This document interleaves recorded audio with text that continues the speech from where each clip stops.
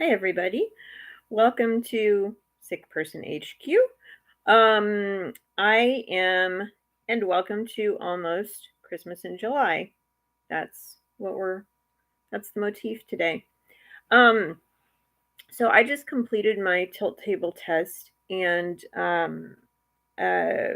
I wish that someone had said during my tilt table questions for the past year, uh, "Hey, go check out YouTube's videos there." And actually, to be honest, I haven't checked YouTube to see if there are videos there, but I thought if there are not, I will make one. But I'm sure there are. I'm sure I'm not the first person with this idea. So,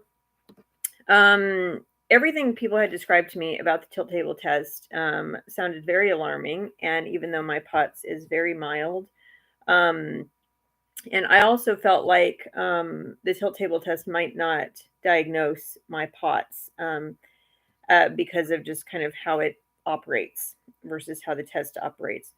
Um, I still don't know if it will diagnose my POTS, but I did find that sharing my symptoms as the test went through um, was valuable. As long as you can tell somebody's writing down your responses, I think it's a valuable test to do if you can. If you're in a medical situation where that insight might be helpful. But I also wish that somebody had explained to me how the hell you even get one. I thought that dysautonomia specialists did them. I thought that you could go to any cardiologist office and kind of get one because, many doctors do stuff in house now.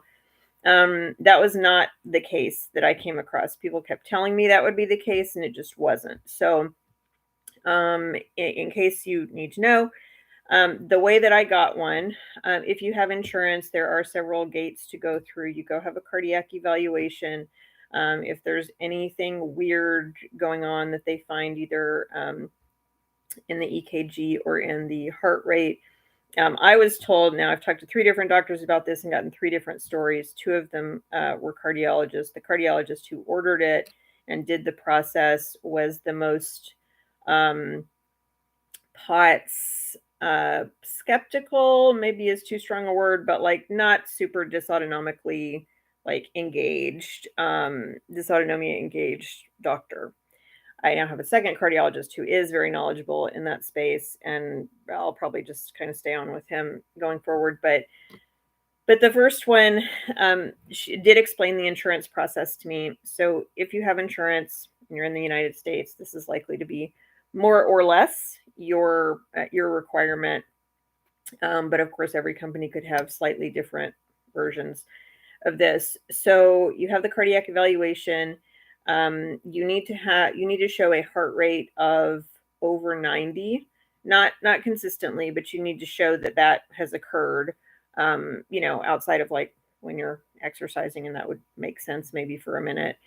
Um, I did have an ME specialist who told me that was not sufficient for POTS, but I don't know. He told me a lot of things that didn't seem within his expertise at all, and that didn't sound like anything other doctors tell me. So I would prefer he keep to his lane. Um, but the main thing is insurance wise, you need that heart rate to have gone above 90. And so, in order to prove that out, you need to have a heart monitor on you that has little sticky pads on it. It goes kind of around here. It's above the breast, below the clavicle, and of course, still on the front side of you, but before the midline. So you've got a little bit of space to work with there. Um, they try to get at least 3 days of information. Of course, if you're heavy POTS and it's pretty severe and you're going up and down all the time, you're probably going to get that on day one, and 3 days is maybe fine. For me, I am milder, and I do so little stuff now, as part of my kind of personal self treatment to keep my heart rate, from going crazy. That We did 8 days on me. I wanted to give them even 10 because I was traveling, and I thought this will be good because I'm doing a lot of different things than my body usually does these days. It's more active than I usually am. I wanted to give them as much information as I could.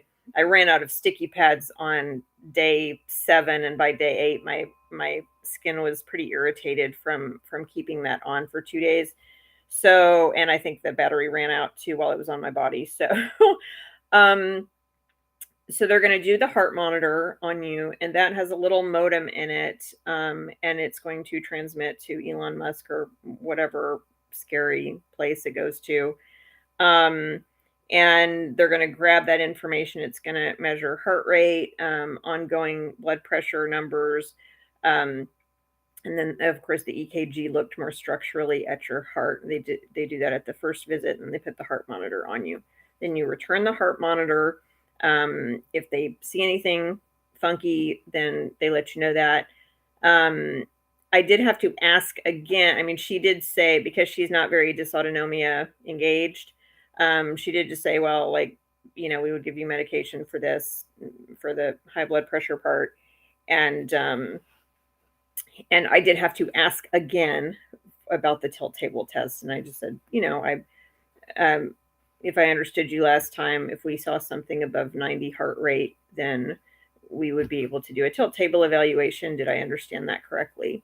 And her feeling was, yes, but it doesn't matter. We don't need to do that test in order to treat you, which, from a financial perspective, if you're just there for heart medication, then that's helpful. I'm not really there for heart medication. I'm really there to get more insight into the POTS and the overall dysautonomia engagement in my body. And really, I was a big part of why I'm also wanting to do the test was to see what my post-exertional malaise was from the test itself, from that stressor. So she did approve and make the order for that. I was able to get the order done last week. And the when you go in, there's just a regular lab table kind of thing. I find those super comfortable myself. I actually wish that I could just have one as my bed. I find massage tables and like lab tables to be the best kind of for my body structure. So I was comfortable in that space. They have the paper on it, which doesn't really cover very much or sanitize very much, but anyway. And then there are Velcro straps that they're going to place on you. I did not find it to be constricting. They gave me the option of having my arms in or like under the straps or outside of the straps. I frankly didn't care, and I don't even really remember which one they did. I think she opted to keep my hands outside of that, probably because it, feels kind of creepy as the person administering the test to strap somebody down. So it was probably for her own peace of mind and not to have a nightmare that night. I kind of thought that since you start flat and then they're going to raise you up over time, I kind of thought I might feel more secure with my arms strapped in. I thought maybe with my arms out, I would kind of flail, but I also didn't know they don't bring you all the way vertical. Okay. And I think that's an important thing to note. And they don't tell you that either. And so you're kind of worried about it the whole time. Like that, if I get up here and I'm strapped in, am I going to feel kind of like I'm going to tip over kind of thing? You won't have that if you had to test anything like mine. Of course, different administrators could do it different ways, I suppose. So what you're going to do is you're going to start flat over time. And I know this doesn't look flat, but you're starting flat. And then they're going to bring you up. My person did not bring me up super fast, but just to have the motor come on, goes, "Arr." And so there's a little bit of a jolt. So if you're in a lot of pain, you might feel that. I was not in enough pain that was a problem for me at the time, because it was first thing in the morning, and that's when my cortisol is best. They brought me up at about this speed, about like that. And then they left me here for a little while. And of course, if you had severe POTS, or if it was maybe later in the day or just at a more vulnerable time of your day, you might, for some reason on the screen, this looks more, yeah, this is about the angle. So bring up about 30 degrees, you might say. If you had severe POTS, I realized this could be really painful. I didn't have a clock to look at during the test. I kept my eyes closed during the test throughout. Once I laid down, I didn't want to see her strap me in. I didn't want to see any of it. And My only job during the test was to feel things in my body and to report what those sensations were. And for me, tuning into my body at that level, since I'm like always in pain anyway, I'm always dizzy anyway. At this point, it's hard to even notice it in certain ways sometimes to like mention it to somebody. So I closed my eyes. If you want to keep your eyes open, you could. I always keep my eyes closed on an MRI table. Like as soon as I lay down, I close my eyes. I don't want to see the mask. I don't want to see how deep in there they're putting me. I don't want to get claustrophobic any more than I'm gonna. I just want to be with me as much as I can. Okay, so you're going to be here for a little while. I'm going to say I was only there about 5 minutes. My guess would be if you had a more severe reaction, they'd keep you here longer and maybe you wouldn't go all the way up for as long as they brought me all the way up. You would hope that your technician would be sensitive in that way, and they may not be, but mine was pretty good. And then they brought me kind of about here, and we stayed here for a few minutes. I don't think I had a lot of reaction here. And then we brought me kind of all the way up.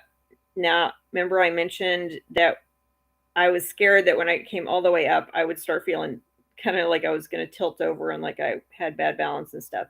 I did not experience that. What they have at the end of the table, kind of like a hand truck, like a dolly, is you have the straight part, and then you have a shelf for your feet, and the shelf for your feet is also the same kind of smushy that your lab table is, but a little bit thinner. So it's not quite as smushy, so you've got a little more stability. But I did not experience any wobblies, and like I'm pretty wobbly these days. So that was really nice. And then I could concentrate on the sensations and not trying to balance myself. I did not feel any need to balance myself at all. So you're here, and at that point, you're still, of course, strapped in. I did not feel constrained, but I did feel secure. There was only one person in the room with me, just the nurse, doing the test. There was a nurse practitioner who had to sign off on it. I thought he was going to stand there while we did it. He did not, which was fine with me because I've had almost more unanimously bad experiences with nurse practitioners at this point than I have with doctors. And so, honestly, when I found out there was a nurse practitioner involved, I was like, oh, hell, here we go. And when I found out it was a man nurse practitioner, which I haven't even had before, I was even more concerned about just the sensitivity of how they were going to treat me. So the nurse, throughout the process, I asked her ahead of time. She said, let me know if you get any pain or something. So I asked her, like, do you want to know about change in sensation in general? Or do you only want to know if there's something really severe and you need to take me off the table? And she said, well, yeah, like tell me if you get dizzy or something. And I'm like, well, I'm for sure going to change sensations in this experience. So even if you have only mild POTS, or if you're kind of borderline, or if you don't know if you have POTS, if you can, I'd say only if you have insurance, and you want that insight, I think getting the tilt table test is a good idea. I already had some previous tests. I did a lean test for a doctor. I had a TM flow test. Had already exhibited mild postural differences in my stress levels that my dysautonomia specialist already knew about. So she was comfortable going ahead and diagnosing POTS because she does this all day, every day. She's seen it in more people than than years I've been alive or anything. So it wasn't, and because POTS is not my primary disabling condition, I don't have to have the test, but it had been recommended as just a way to further understand my PEM, my post-exertional malaise. I didn't have a lot of PEM from it. I think mostly because it was my last test of like a month of testing that I had been in the middle of, and I anticipate there was just such an adrenal dump during that month that I just knew my body was going to go into overdrive and just like make it all happen. And then now I'm gonna probably start crashing in the next few days. Right now I'm medicated. Right now I'm on THC. to have kind of gotten some sleep and get a better way to land that adrenal dump plane, if you will. So some of my symptoms. Actually, this is a long enough video already. I'm going to put the symptoms in a different video. If you want to watch that, you can, but this way we'll keep the video from being too long. Okay, that's what we'll do.